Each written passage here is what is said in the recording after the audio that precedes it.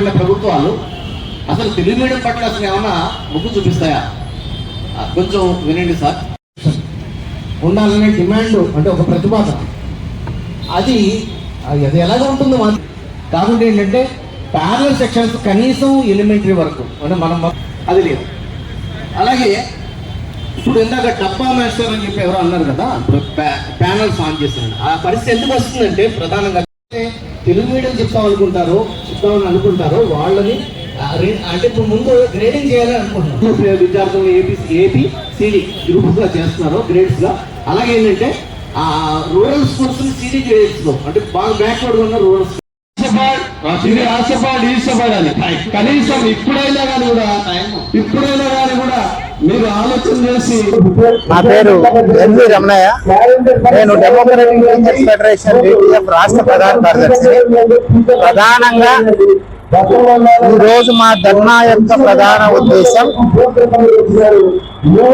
కూటమి ప్రభుత్వం అధికారంలోకి రావడానికి ఉద్యోగ ఉపాధ్యాయులకి ప్రజలకి ఏదైతే హామీ ఇచ్చిందో ఆ హామీల్ని అమలు చేయాలి. సాక్షాత్తు ముఖ్యమంత్రి గారు ప్రభుత్వ ఆధ్వర్యంలో నిర్వహించినటువంటి తెలుగు మహాసభల్లో మాతృభాషలో చదువుకుంటేనే జాతి అభివృద్ధి చెందుతుంది అని ప్రకటించిన ముఖ్యమంత్రి గారు ఈ రాష్ట్రంలో తెలుగు మాధ్యమంలో చదువుకునే అవకాశం మరి ఎందుకు ఇవ్వటం లేదు? ఒక ఎన్నికల హామీ ఇచ్చి కూడా ఎందుకు అమలు చేయడం లేదని అడుగుతున్నాం. అదేవిధంగా దాదాపు పిఆర్సీ గడువు ముగిసి 2.5 సంవత్సరం అవుతుంది.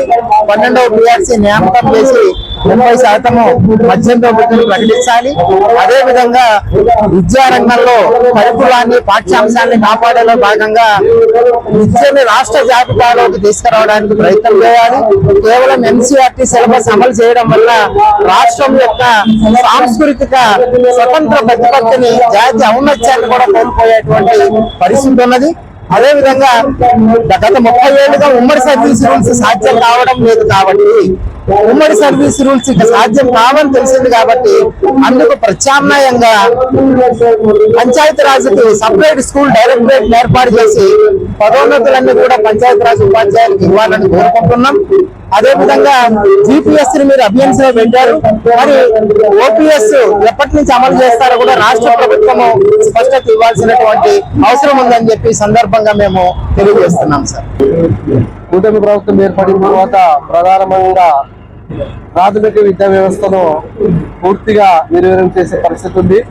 ఈ రోజు ప్రాథమిక విద్యలో కూడా మాతృభాష మాధ్యమాన్ని గతంలో కొనసాగిస్తామని చెప్పి అధికారంలోకి వచ్చిన తర్వాత మళ్ళీ మాతృభాష మాధ్యమాన్ని కొనసాగించకుండా ఆంగ్ల మాధ్యమానికి ప్రభుత్వము అమలు చేస్తూ ఉంది.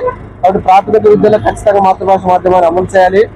గత 20 సంవత్సరాలుగా సర్వీస్ రూల్స్ లేక ఈరోజు ఉపాధ్యాయులు పదోన్నతులు లేక ప్రాథమిక విద్యా వ్యవస్థ పూర్తిగా నిర్వీర్యమైంది. వెంటనే సర్వీస్ రూల్స్ కు ప్రక్రియని వేగవంతం చేసి మళ్ళీ ఉపాధ్యాయులకు జేఎల్ గా, డైట్ లెక్చరర్స్ గా, ఎంఏలుగా పదోన్నతులు కల్పించాలి. అదేవిధంగా ప్రధానంగా ఉద్యోగ ఉపాధ్యాయ పెన్షనర్స్ లకు క్యాష్లెస్ హెల్త్ కార్డ్స్ లను అమలు చేయాలని ప్రధానంగా ఈ రోజు పిఆర్సీ కమిటీ నిర్మించి కూడా దాదాపు 2.5 సంవత్సరాలు గడిచిపోయింది. మరి వెంటనే పిఆర్సీ కమిషన్ నియమించి 30% మధ్యంతర వృత్తిని ప్రకటించాలి. అదేవిధంగా 1000 కోట్ల బకాయిలు ఉన్న పాత బకాయిలు కూడా ఉద్యోగ ఉపాధ్యాయులకు చెల్లించాలి. మరియు 3 విడతల డిఏ బకాయిలను కూడా ప్రభుత్వం వెంటనే ప్రకటించి ఉద్యోగ ఉపాధ్యాయులకు కరువు భత్తాన్ని ప్రకటించాలని ఈ సందర్భంగా డిమాండ్ చేస్తున్నాం. డెమోక్రటిక్ టీచర్స్ ఫెడరేషన్ కరే కృష్ణ రాష్ట్ర ఉపాధ్యక్షులు.